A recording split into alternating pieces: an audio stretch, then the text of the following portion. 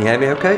Hey Lee, yeah, you're doing great. Good, that's always the first question to ask, so I've had some massive fuck-ups with that. Especially on Skype, eh? Exactly, yeah. So now we're all settled in, I can at least ask how you're doing today? Yeah, doing good. Yeah, it's been a good day, yeah. Yeah, Not too bad. How about yourself? well, it's still Oh yeah, quite early. it's like yeah, 11. Yeah, I've got the Just whole getting day to started. go, Yeah. so I'm quite tired, to be Yeah, honest. cool. But yeah, I'm working my way through my coffee. It's a good way to wake up, actually, chatting about game music and the whole remix thing to come. Yeah. Uh, It's fun. Before we jump into Reslain itself, I thought we'd catch up on Slay the Spire because it was quite a recent thing, as in when we last spoke, it was just released in its full form. Yeah, just coming out. Yeah, and Yeah. it's had an amazing response. In particular, your music actually has had a really good response. So how do you feel about that about a year on from when we last spoke? Yeah, I mean, I'm just still so happy and proud to have been involved and happy for the recognition, the devs have got for this just great game that they created, and just happy to be a part of it really, and provide the audio for it. I mean, it's brought a lot of cool things. We had the vinyl come out, which was really cool. Getting music, which is I guess in 2019 is in 2020 everything's kind of streaming and digital. So having a kind of physical, tangible representation of the music's really cool. So that was a lot of fun. And yeah, just more people playing and hearing is really awesome. It's cool to hear you bring up the vinyl because I did have a question about that actually because I've considered doing vinyl releases for things of my own in the past, but I've never actually got round to it. And I've always wondered, is there much you have to do like of remastering it specifically for vinyl or anything like that? Not myself. I worked with Ghost Ramp on. They handled everything for it. And they've had so many awesome releases as well with other game soundtracks. So yeah, that was luckily the mastering for vinyl. It was not on me because I wouldn't know where to start. And yeah, luckily experts were taking care of that. Yeah, that's one of the things that held me back for sure, definitely. But the remix stuff is obviously something where you're a lot more comfortable. So Reslain is this, if I'm not wrong, it's 4 tracks, right? Yes, 4 tracks, just a little tight EP kind of style, just kind of focusing on 4 melodies that and motifs that I liked and wanted to kind of twist up and reimagine. So why psych rock, which I believe is the main kind of spine behind it? Why have you gone for that particular genre? It's just a genre that I've always loved. I mean, I'm a big fan of tons of different bands. Like mostly, I'd say biggest influences are like bands like Tame Impala, On Immortal Orchestra. I guess it's like rock, but it's a little twisted and much mirroring kind of my love of shoegaze. It's rock, but kind of heavily affected, whether it's a lot of reverb, a lot of delay, a lot of fuzz. It kind of just it's unique in its sound design and how it kind of approaches rock. So wanting to do that and take my love for that and kind of take that on the Slay the Spire. So yeah, I guess that's just my personal love for it was drove me to remix that in that way. And I wanted to talk a bit about the use of guitars throughout it as well, because obviously that's not something we hear at all throughout Slay the Spire. I guess unless you've like used it for some effects and things like that, I'm not sure. Yeah, well, I did mention just in one of the tweets, and I think some other places that with Slay the Spire, it's obviously very orchestral, and that's kind of the front runner in the sound, but just to kind of support the kind of weirder, the more mystical elements that make up the game's world. There are lots of dusty synths and old kind of keyboards and stuff like that to just pad out the background and add a bit more of a twisted kind of feel to the orchestra, and just like delays all over that. It's just hiding in the background, but there's definitely just a quiet little bit of a psychedelic influence in the soundtrack already. So it's kind of just reaching onto that and pulling it forward, bringing with guitars and drums, and focusing on that. Yeah, it's really cool because I remember talking a little bit about some of those subtle synths when we first spoke, but I never considered whether you might have been using guitars as any of those layers. But obviously, your display picture on Twitter at the moment, I believe, is you playing a guitar. And Yeah. so, is it actually a first and foremost instrument for you, or one of the earliest things that you were playing? I started with piano, but yeah, guitar was was probably like an instrument that I kind of like picked out myself. I was like, I want to learn that. I want to take that on, and definitely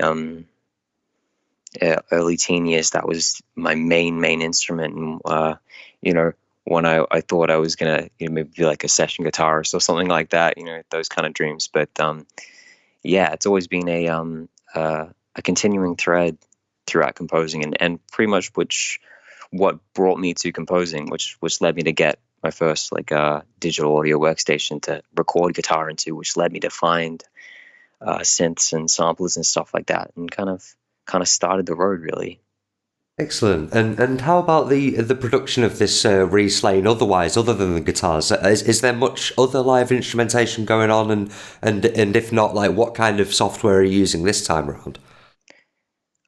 There's other than bass, the drums are all sampled, but I've spent a bit of time on those because that's another big part of Psych for me is heavily compressed drums and really kind of like distorting them and doing different stuff with that. So I love kind of digging into that and trying to tweak and get it sounding how I want. And then there's a couple bits of the original soundtrack just like sampled in a bit there, just like chopped up and run through some guitar pedals, stuff like that, and then classic synths like that make up a lot of my favorite Psych albums. So a lot of influences, but main live is all guitar and bass. That's the kind of driving force there. And the track that you've sent over is it Upward or Upwards? I think it's just Upward, isn't it?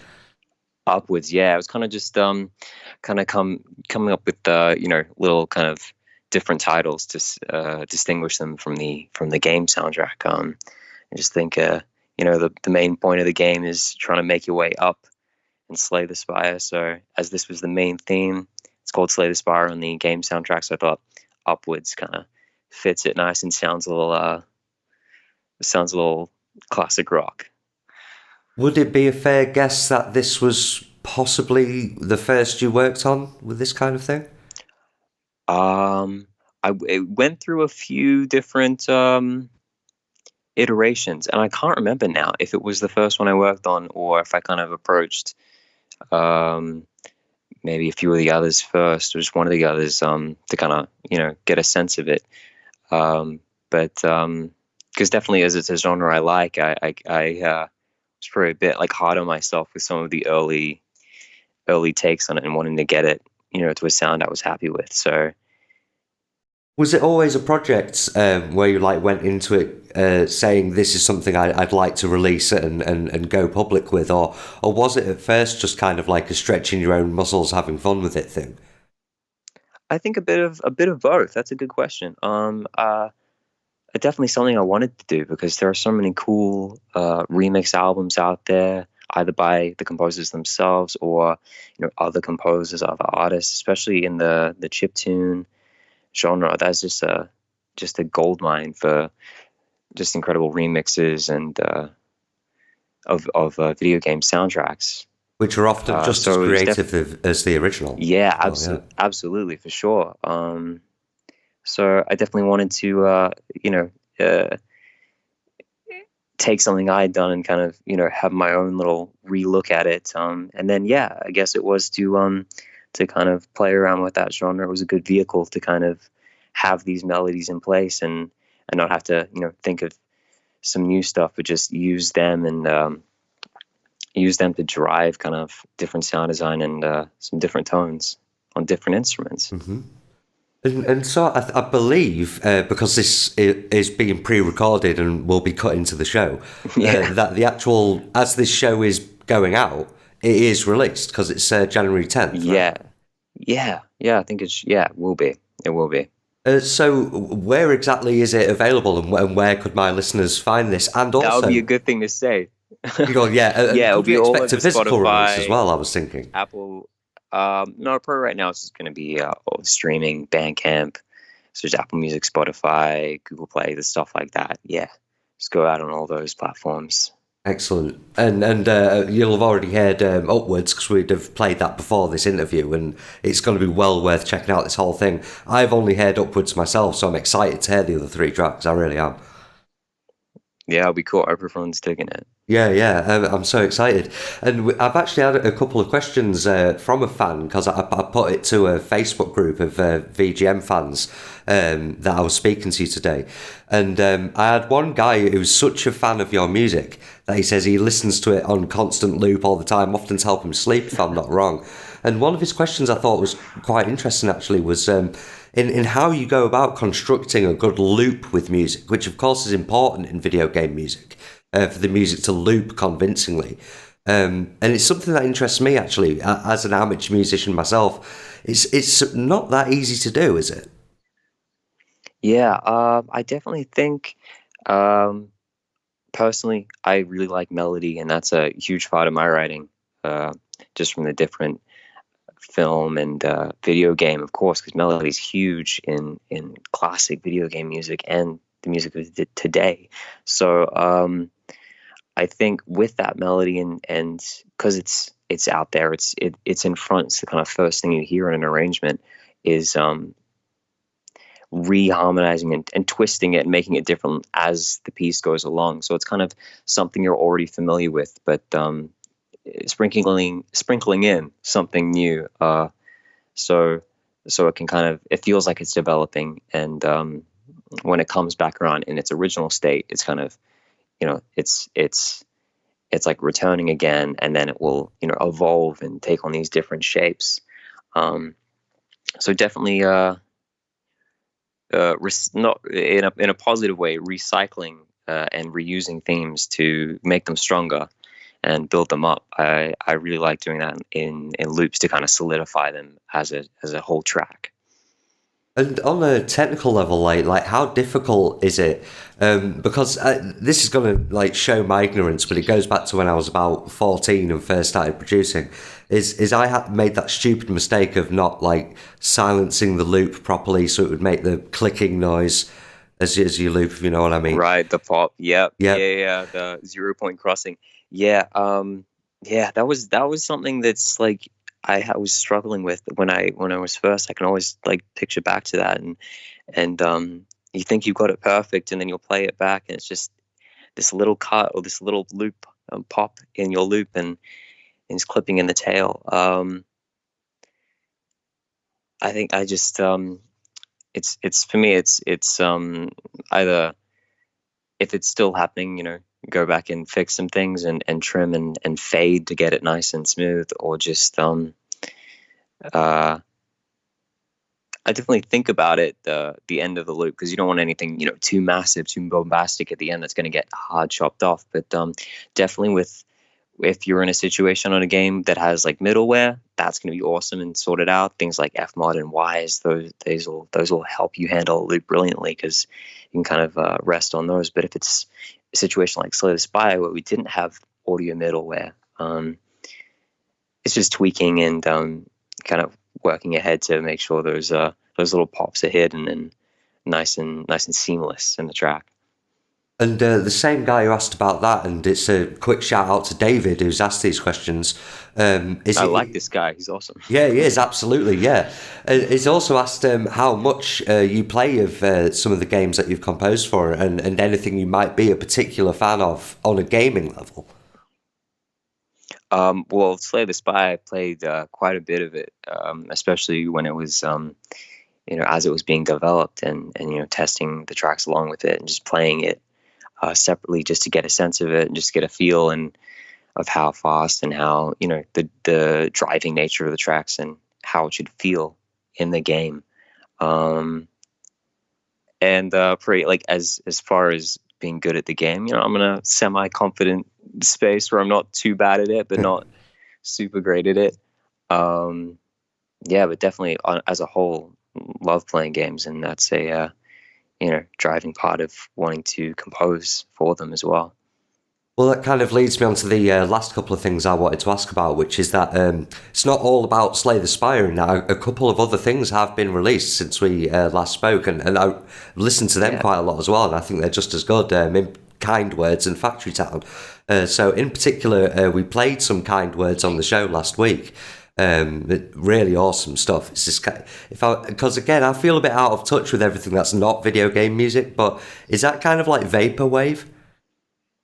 Yeah, it actually came from, I don't know if you've seen it, but there's a whole kind of community on YouTube where there's live streams, constant live streams of lo-fi hip hop. The stuff to study to and all of that kind of stuff. Yes, she'll be to study to. So definitely the developer from Pop Cannibal, Zyba, was kind of inspired by that, and that's part and parcel with the title of the game is Kind Words and Lo-Fi Beats Just to Write To. Which is referencing that. And so that was a project that kind of just came about. I'd worked with Zyba previously on Make Sale. So when he approached me about the game that was like about to come out, just because it was being released as part of the Humble Bundle, kind of pushed ahead in its release date and its development cycle. There was he wasn't expecting me to write the whole soundtrack. He's just like, hey, I know this this has come forward kind of fast, and I'm sorry we didn't have more time, but if I'd love you to write a track or two. And so I just said I'd love to write like a whole bunch of tracks. So just in a very short window, I just jammed out and had a ton of fun writing 10 or so tracks, and then we went and did more afterwards to make it a little longer and give more to write to, as it were. But yeah, that was a really fun soundtrack to write, because it's just I love like exploration and just different synths and different sampling and just very chill vibes. So it was nice to write it. Yeah, and it is completely different to Slay the Spire as well, and so absolutely, yeah. So is Factory Town, which is again its own kind of thing, which has moved into this really calm kind of lots of plucked sparseness within there, again, if I'm not wrong from what I hear.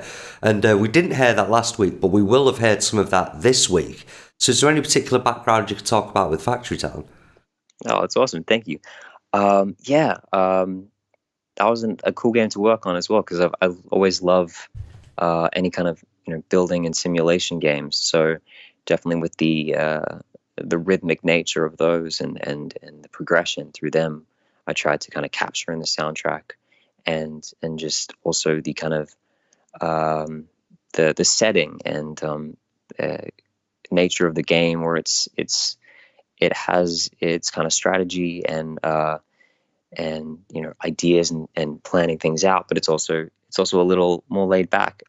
So having this kind of acoustic and piano led soundtrack was fun to write, because coming up with different rhythms and different patterns that could kind of overlap and weave through each other was cool to think about and cool to approach.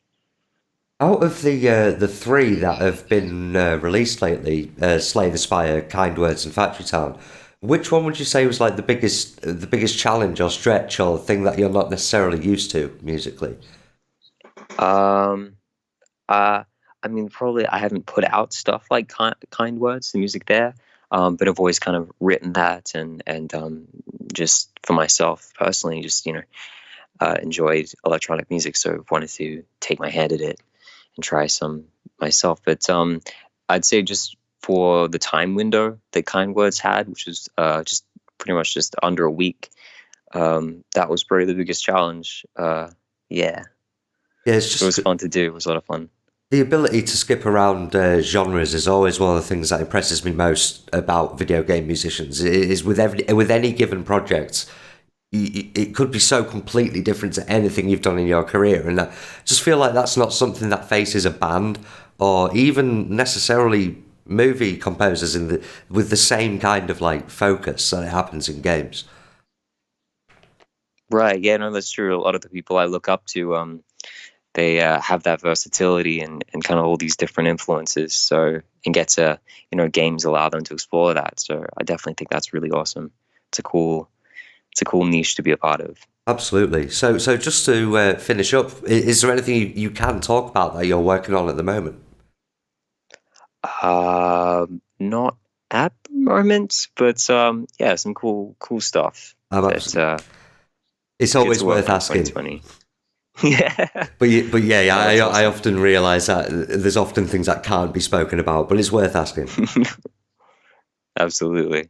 Well, Clark, thank you so much for appearing for a second time. It looks like there'll have to be a third then with this stuff that's coming out. Absolutely, yeah, that'd be cool.